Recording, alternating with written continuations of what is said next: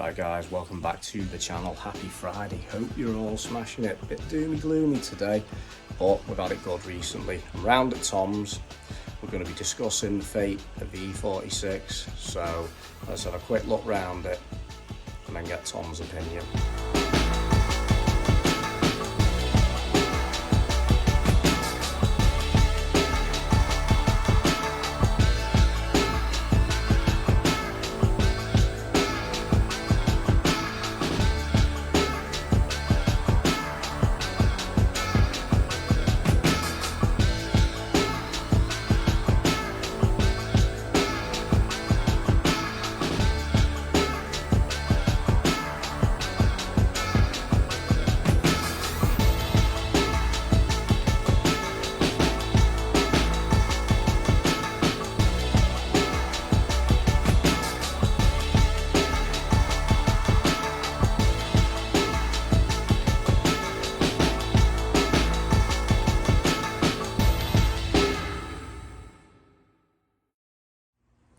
Right guys, so there we go.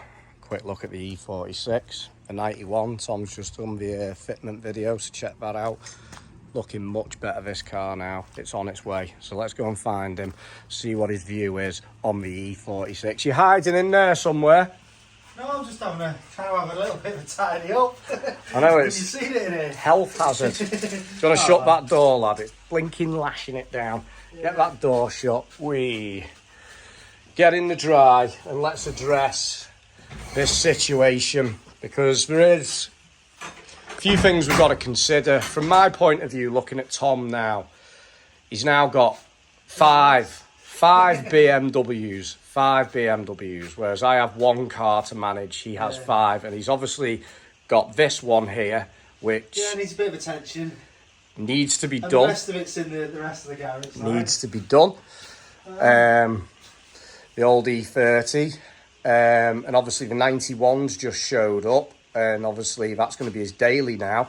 So basically the 46 has kind of ended up in the background, sat there doing nothing, which I don't know. To that, to be honest, because obviously it's our honeymoon car, isn't it? Yeah, I so love that car. Sentimental value there, isn't there? But it's what's sensible. So we have discussed it, we've skirted over the issue, but it's what should we do with the E46?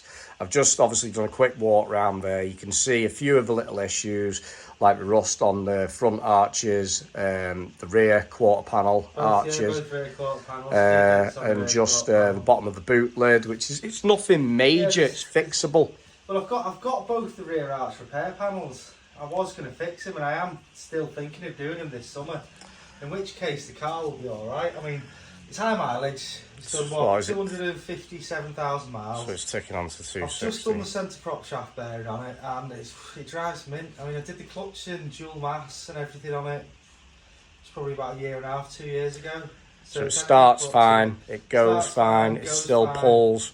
Runs fine. I mean, ideally I'd like to rebuild the engine. But I mean, it's had regular oil. It's kind of like the comical side of things, of just how long is it going to go for with these M57s? It's like an experiment. I'm also considering putting the engine in this. No. I've got a 24 valve. I've got the original 12 valve sitting there. But this has a petrol in it. I like the diesels. I mean, it sound better with the petrol in it. It did sound better with the petrol in it. It used to sound amazing. It sounds nice with the V8 in it as well, doesn't it? Yes. But So there we go. I don't know. What's your heart telling you to do with that car? To be honest, with this one or the 46. That's the 46. To be honest, my heart's telling me keep it, but I can't drive 3 cars at once. Like, do you want to put it on my drive and I'll use it as a work smoker? Use it as a daily if you want. Is it reliable enough? It's reliable just enough. To use it maybe 2 or 3 times a week to go to work and to run it. It should be absolutely fine. I've never had a problem with it. Room on my drive, but I literally jumped in it. We did over 1,000 miles down to Cornwall. The honeymoon came back. It's amazing, that really, isn't it? A car of that age, them engines. You use it every day. The only thing is you probably need a Hoover out if you're going to use it. It'd get a Hoover out and it'd get washed. Yeah. But you know, it's just with all the work that's going on with the E91, you're trying to get that up to a standard because it is a newer car. The interior's I fresher. also need to do this, and you know, this needs to take priority now. I need to get the bottom of this under sealed. I know it's not a 46, but this needs to be under sealed. I need to start shot blasting all the front cross member and the rear wishbones and stuff, and get this rebuilt back as a rolling car. Yeah. Because the underside's done, welding's done. There's literally no rust on it. Anything there is surface. So. Quick rub back paint job done. Yeah, well, I've been doing little bits and bobs as I've been doing other stuff, because obviously I was stripping the boot lid for the 91 as well. Yeah, so we've got a new boot lid for this, which Tom picked up for 30 quid delivered. 30 quid delivered for the 91. Glass, wires, nothing cut, everything in good condition. The only reason I've got this is because on the 91 there's a bit of rust behind this cover. And obviously there's none on this, so... Just off subject, while we're here. Sorry, yeah. So just off subject, so we've got the crazed wings on the 91 there, which are awful. He did this one, did a nice job of it, got the compressor and the spray guns out, and obviously we're not using an oven because we haven't got an oven, but we had the heat. It was up to, what, 40 degrees in this garage? It was 42 in here, and then obviously it was raining, so I chucked these covers on top of this. And obviously you can see... That's not reflection either, that's... Yeah, you can see it. Now I've got imprints of blooming covers all over the lacquer, so... Well done, classic Tom, rub back and go again. But it's good the paint job actually isn't that bad. So it's good practice. That's good practice for rectifying the crazing on the 91. Good old Tom there, that's something I'd do as well, that. I need to pray that's the first time I've done spraying in...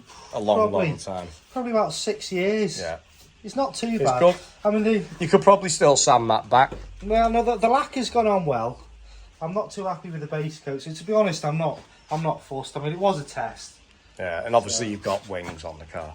Yeah. So what are we going to do with the 46? Is it just going to sit there for 12 months, rot away even more? Well, the MOT's up in December, so obviously we need to do draggy times in it. We're going to aim to do that Sunday. I am going to use it. I'm going to switch between that and the 91 as a daily driver. I might do a week on, week off. I mean... Good idea. To be honest, I'm tempted to keep it because the insurance on both the cars, the 91 and the 46, is £25 a month. That's nothing. So other than obviously you've got your tax, which is what, I think is that about 150, I don't know. I pay monthly because I'm tight. Yeah, I pay monthly, but annually it's gone up about 2 quid. Obviously you've got MOTs to deal with, that's 40, 50 quid. But so you do a lot of the work yourself, so yeah. It's a shame. I think I'd be gutted if you got rid of it. One, because you don't see many E46s. Well, I mean, and it is a nice car. They're rotting away. Yeah, I think the main thing is I need to get the back arches done on it. But I know if I get the back arches done and I get it MOT'd in December, I'm going to keep it. We'd also had a crazy idea of stripping it out and using it as a track day car. Well, that's one thing I've always wanted to do and never done, track days. To be honest, it's not a bad car to do it, is it? Expensive game though, isn't it? When Yeah, I might need to. I've got a tow bar of the 91, so yeah, we can tow it. Yeah. You know. Strip it out, cage it, big turbo, see how long it lasts. But then you'd be gutted if you blew it up. So it's just I don't know.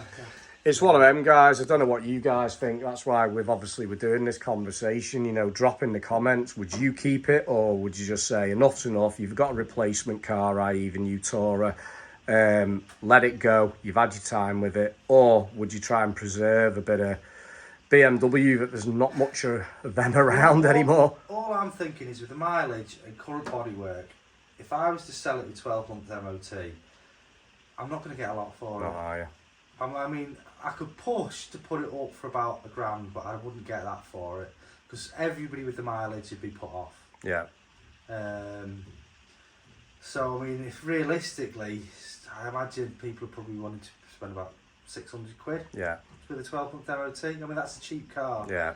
But with the mileage and the bodywork, all they're probably thinking is it's going to last me a year and then I'll scrap it. So that's why I'm thinking I might as well get the arches done and keep it. Keep it. Yeah. Don't know. Because even if I did do the arches, even if I did spend the time, cut the arches out, re-weld them in, respray them, I'm into a good couple of £100 there anyway. Yeah. Car will look mint. And then what am I probably going to be asking about 1,500 for it? Yeah. with 12-month MOT with the mileage? It's one of them. Clean ones are still going for not bad money with lower mileage.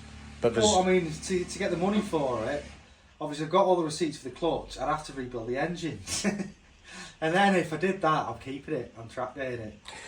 See, we're also, like me and Tom, and we've not spoke about this on the channel for a while. We did mention we were getting a unit behind our house, which was perfect. It had the ramp in. Yeah. You could fit about easy 3-4 cars, but the guy has just been an absolute nightmare. Yeah, no he's communication. not got back to us, I've seen him doing stuff on his own cars, so in all honesty, I've just given him a wide berth, because if you've not got the decency to approach me and approach me and say, look, I'm going to keep it and do my own stuff, I've just... Well, I was thinking about that, and I was thinking, for the price we'd probably pay for a unit, I could just build another garage with a ramp in the front garden. So Tom's got the land there, and obviously I can do the polishing, the buffing. And it won't be that expensive. And and Tom obviously... What, 1,500 quid for a ramp?